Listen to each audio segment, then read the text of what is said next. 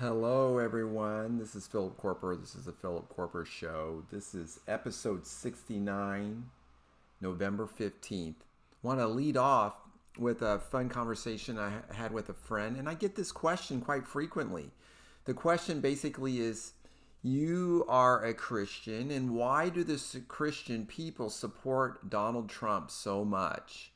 Why, with all of his the Playboy image billionaire deal, being married 3 times, all of this other innuendos, escapades. I mean, this guy doesn't seem to be living like this Jimmy Carter, clean lifestyle. Why do you Christians who believe in that stuff, why do you support him? It seems kind of hypocritical. That is a question that I get. And I like to answer that question. I really think it's very simple.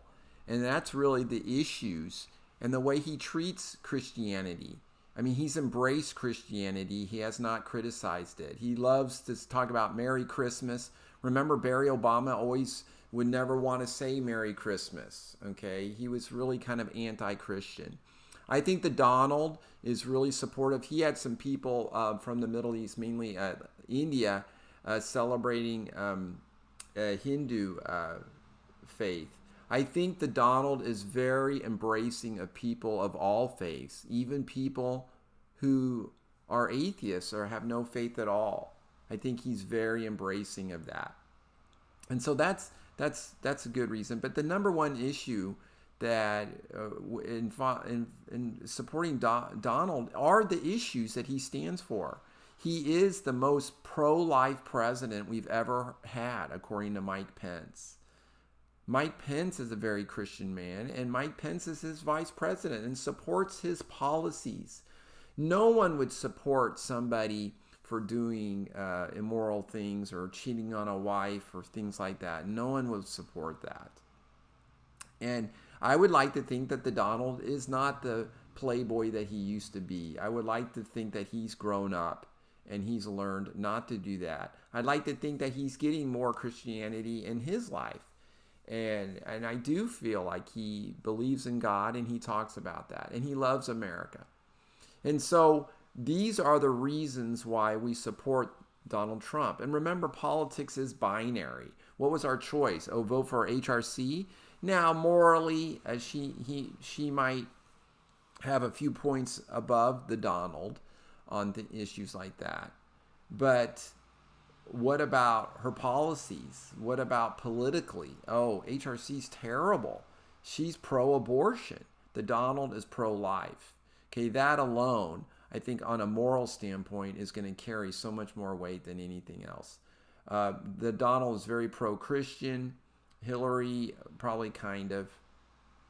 But once again, this is a very simple issue, I think, for Christians, is that we're going to look over those flaws because he is going to embrace Christianity and Christian-based things. Not that he's going to treat Christians better than anyone else of a different faith. I would hope he would never do that. If I was president of the United States, and since I'm a Christian man, I wouldn't put Christians above non-Christians. I wouldn't treat members of my church, the Church of Jesus Christ of Latter-day Saints, better than any other people. So anyhow, I think the Donald is won over Protestants, Catholics, Latter-day Saints, other Christians. It's because of his policies. He's pro-life. And he's been pro-marriage. So these are important things. There's a thing called standpoint theory. And that theory, as I understand it, is that you have to be sitting in those person's shoes to understand what he's going through. Like, for example, I'm a man, and so I can understand issues that relate to men, but I'm not a woman, so I can never relate to a woman or her desires or politically the things that she may want. I really think that's a false thing. Okay, I don't really believe in standpoint theory. I think we can have issues and support other people who are very different from us. So I think I believe in the equality And I think that really ties back to my Christian faith, that we have a loving Heavenly Father and we are His children. We are literally His spirit children. So we're all brothers and sisters. Everyone on the planet, we're all brothers and sisters. That is a really cool idea, and I really believe in that. And I think that's a unifier, and that will look over bigotry, racism, xenophobia. That really smooths it out. Like I was mentioning yesterday, Christianity really allows us to see men and women as equals with different responsibilities. And so, for example, I can't conceive and bear a child, and a woman can. So anyhow, that is how I answer that question.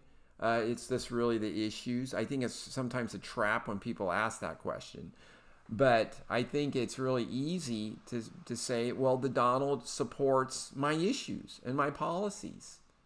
And so that's very simple. Well, what about his behavior? Well, he's not perfect. Neither am I. Okay, so what? Politics is binary. What am I going to do? Am I going to pick the Democrat? No, I'm a Republican. The Republican Party is for me. It's not perfect, but it's the best fit for me and my issues. It's the things that I want. Small government, low taxes, low regulations, pro-life, pro-religious freedom, pro-Second Amendment. So that's where I'm going to sit. That's how I answer that question. On some news of the day, I've been studying more about this Amazon deal. Okay, and I remember when Jeff Bezos, I think in October, he raised the people who worked at Amazon to $15 an hour. And this was really making big news, and Bernard Sanders was all excited about this. And so it's interesting what Jeff Bezos did then, and now he is putting a ton of pressure on other companies like Walmart and stuff to do the same. These minimum wage ideas are terrible. Now, if a private company wants to raise salaries for their workers, that's great, okay? But remember, when you do so, you're giving people the people who just want to get into a job and get their foot in the door to get some experience, you're really making it a lot harder for them. That's why when the government forces companies to pay people a certain wage, that is such an offense. That's socialism. That is a terrible idea.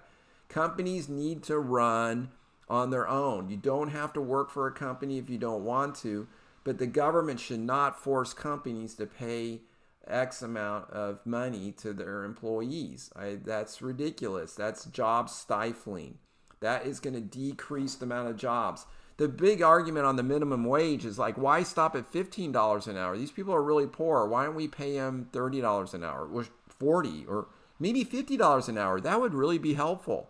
Yeah, let's just have a minimum wage of $50 an hour. Okay, everyone knows how retarded that would be. Everyone knows that would kill so many jobs. Just look at Puerto Rico, for example. They had a big hike in their minimum wage a few years ago. Oh my heavens, unemployment was high in Puerto Rico. After that, skyrocketed. People were flying off the island, coming to the States to work. That just devastated the economy. Stupid idea. The government can really mess up business. This is the beauty of the Donald. He's a businessman. He's a CEO. He understands business. He knows what it takes to make businesses grow and hire more people. He's implementing those ideas. That is awesome. And his approval ratings are high because of that. So this Jeff Bezos thing is really silly. And I was doing more research on his second and third headquarters.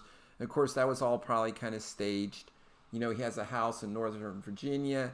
So he loves that area. He likes these big cities, these big liberal cities with subways and things like that. Look, Amazon's out in Seattle. But he is playing these cities against each other with competition. I do like that. And Seattle was doing a bunch of stuff, trying to tax the heck out of Amazon. And Jeff is going to go, well, you're going to do that? I'm out of here. Very good. This is the beauty of federalism and the power of the states over the federal government. Jeff Bezos can move his headquarters around the United States and get better tax situations and better government regulation situations for him. That is really cool that he can do that, that there is competition. Competition is the only thing that can really bring prices down and affordability. I love competition. I know we don't always like it. We have to stay on the top of our game with competition, but it's good. That's one problem with medicine. We don't have very much competition. The prices are high, and so it affects everyone. More competition, the better. But a lot of things, like I mentioned yesterday, affect competition in medicine, and it's stifled, and therefore the quality of care goes down and the price goes up. Not very good. I do have to mention Jeff Flake again. This guy, we're gonna have Kristen Sinema instead of Jeff Flake soon, but he is vowing to boycott the GOP judicial nominees since Mitch McConnell did not allow him to get his Mueller protection legislation through. Okay, so Jeff Flake, apparently he's going to run against Donald in 2020. He's trying to just get some attention here, and he says the president now has this investigation in his sights, and we all know it. So Flaky Flake thinks that Donald's going to fire Mueller, and so he wants to put some protections in there. This is so dumb. Doesn't Jeff Flake understand the balance of powers here? Doesn't he understand that this investigation has really been under the DOJ's responsibility, which is part of the presidential branch of government? You've got three. You got the judicial, the legislative, and the presidential branch. And so the president of the United States controls this investigation. Now he's kind of being hands-off. He's going to try to make it look like it's fair, and so it can be a fair assessment of all this bogus Russian collusion thing. And so he's letting it run its course. He doesn't want to lose political points here. He's got nothing to hide. And yet Jeff Flake is trying to grandstand here and get some attention and get some headlines. Oh, and the Democrats will eat this stuff up. So very dumb. I'm hoping that the Donald does not fire Mueller. I'm hoping, but I trust Donald with this, and I know he'll do the right thing. The thing about this Mueller investigation, hopefully it's wrapping up. There's no leaks of Mueller having anything on the Donald. This has just been bogus. Donald actually is tweeting about this investigation today. He's kind of going on and on about it. First he tweeted, so he woke up, I got this tweet about 6:30. Donald wakes up early here. The White House is running very smoothly and the results of our nation are obviously very good. We are the envy of the world, but anytime I even think about making changes, the fake news media goes crazy, always seeking to make us look as bad as possible, very dishonest. Then Donald tweets, the inner workings of the Mueller investigation are a total mess. They have found no collusion and have gone absolutely nuts. They are screaming and shouting at people, horribly threatening them to come up with the answers they want. They are a disgrace to our nation and don't care how many lives they ruin. That's misspelled they there. I like that because I know Donald tweeted this himself. These are angry people, including the highly conflicted Bob Mueller, who worked for Obama for 8 years. They won't even look at all the bad acts and crimes on the other side, a total witch hunt like no other in American history. That's in all caps. And then he tweets, universities will someday study what highly conflicted and not capitalized Senate approved Bob Mueller and his gang of Democrats thugs have done to destroy people. Why is he protecting crooked Hillary, Comey, McCabe, Lisa Page, and her lover, Peter Strzok, Peter S., and all of his friends on the other side? The only collusion is that the Democrats with Russia and many others. Why didn't the FBI take the server from the DNC? They still don't have it. Check out how biased Facebook, Google, and Twitter are in favor of the Democrats. That's the real collusion. That is true. Okay, these platforms are acting like publishers, Facebook, Google, and Twitter, they lean hugely left and they get away with it. Okay. They right before the election, they froze out Michael Knowles from his account. Michael Knowles is a conservative. I mean, they love to pick on conservatives. So they're very biased. Yes, so Donald's letting them have it. Anyhow, this is an interesting tweet by Ryan Saavedra. Publications that have reported on Michael Avenatti's arrest. So he got arrested, apparently beating up his wife. These are accusations, but these must be very serious for the police to arrest somebody. There must be some evidence. The police must have evidence to think that something's really gone afoul here.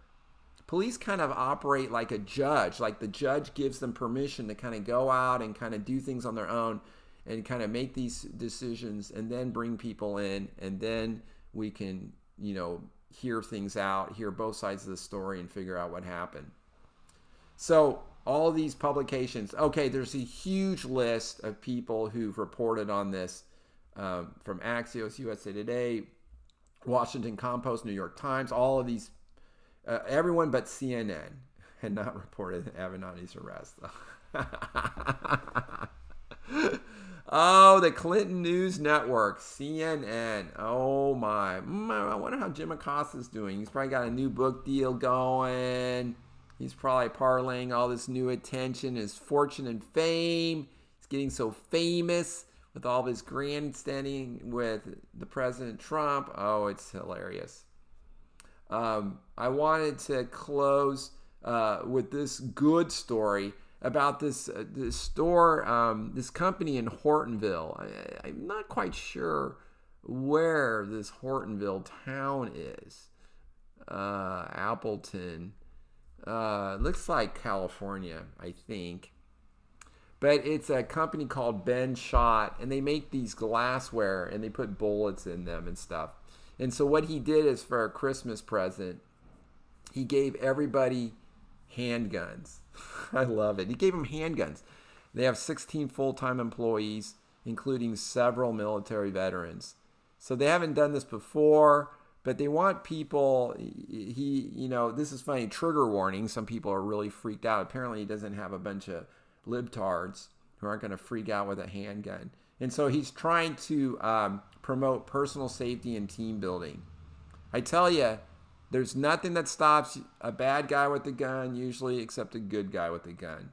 So people who are lawfully abiding citizens of this country, I love it. The more who are armed, who choose to be armed, no one's forcing anyone to do anything here, but if you're exercising your Second Amendment right to be able to defend yourself with a firearm, I love it.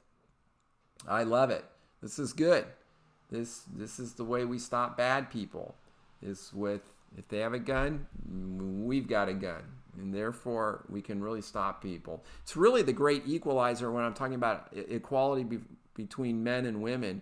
How are women, who are usually a little bit more vulnerable than men are, look at this. A handgun can equalize that, and a woman can defend herself, and a man incredibly defend themselves. I love that. I think that's great. Why would we take that right against them? Also, with all these taxes and things on gun, like how lower income people can't afford guns. We're denying them the Second Amendment. How dumb is that? It's almost like a poll tax, and we wouldn't want to charge money for voting, would we? Oh, no, that would hurt the lower incomes, the left would say. But they don't care about putting taxes on guns. Oh, they love it. The more taxes on guns, the better. The harder to get guns, the better. And it really hurts poor people. They're not allowed to buy firearms to protect themselves. Oh, yeah. I wanted to close with an awesome quote of Mother Teresa. She said, "Not all of us can do great things, but we can do small things with great love." Thank you so much for listening. This is Philip Koerper, and this is the Philip Koerper Show, copyright 2018. Subscribe on iTunes or SoundCloud, or watch the video on YouTube. You guys have a great day. Thank you.